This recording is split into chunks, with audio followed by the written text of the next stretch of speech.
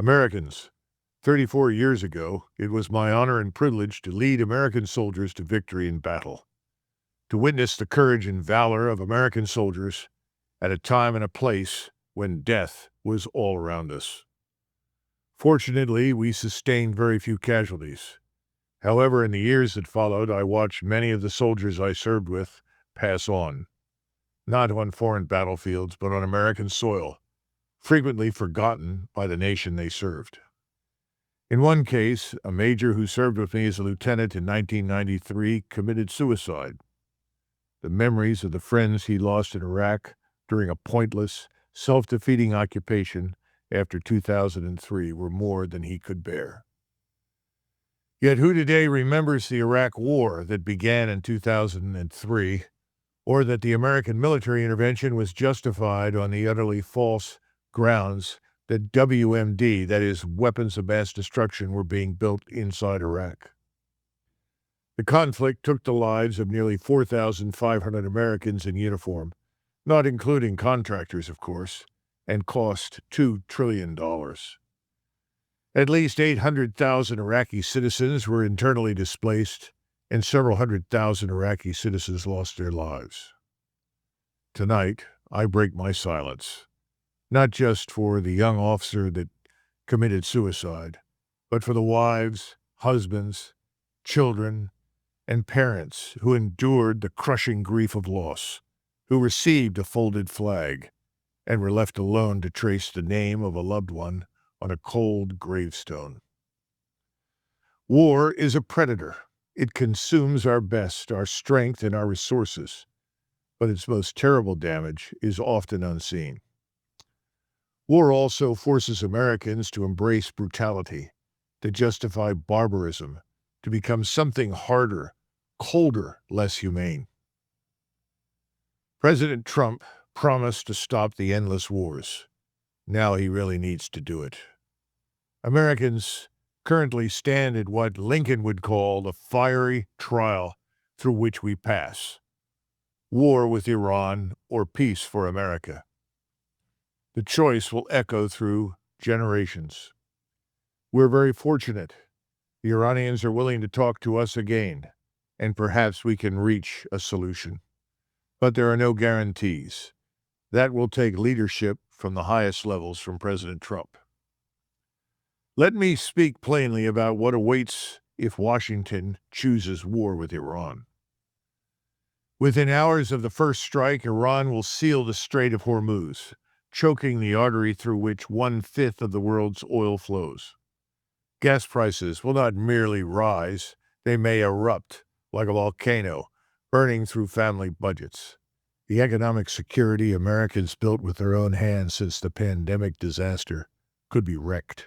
Immediate price increases and loss of supplies could also result.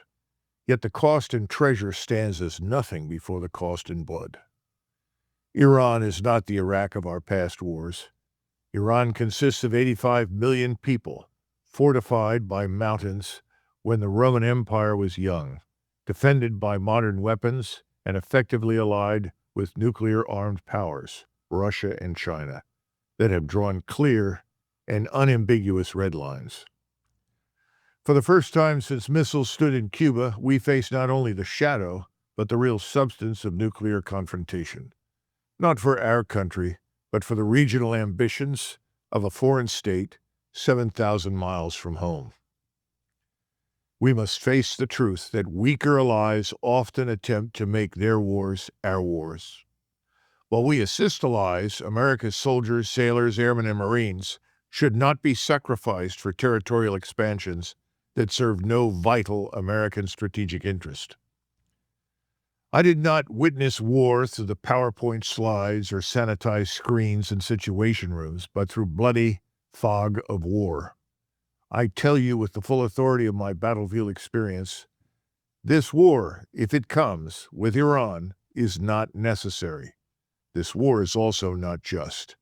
This war is not worthy of America. We must not sacrifice American lives on foreign soil while American soil thirsts for our attention. We must not trade American prosperity for another state's regional hegemony while American prosperity deteriorates.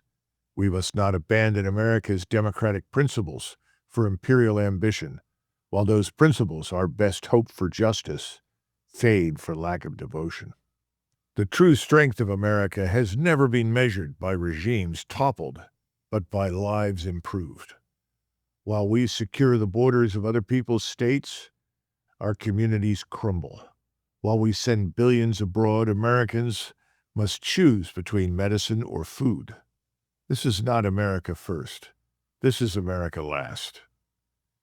Imagine instead what we might create at home with the trillions this war will cost.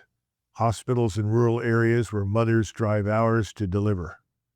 High-speed rail connecting our cities like steel arteries pulsing with the lifeblood of commerce. Clean energy systems harnessing the same sun that warmed Washington at Valley Forge. Schools where every child, from Appalachia to the inner city, receives education worthy of our republic. The Constitution placed the power to decide for peace or war in your hands. Between now and midnight, you should contact your representatives and senators with one message. No war with Iran. Put America first. Make their phones ring until they cannot ignore the righteous thunder of a republic reclaiming its constitutional inheritance. Washington can choose diplomacy over war in its pursuit of a solution. There are many approaches that have yet to be considered. As Lincoln reminded us, ours is a government of the people, by the people, for the people. Let us be the American generation that broke the chain of endless, pointless war, that faced the fierce urgency of peace with the same resolve with which we face the necessity of war. Let us choose the courage of peace over the delusion of unnecessary conflict. Let us choose the wisdom of restraint over the recklessness of pride.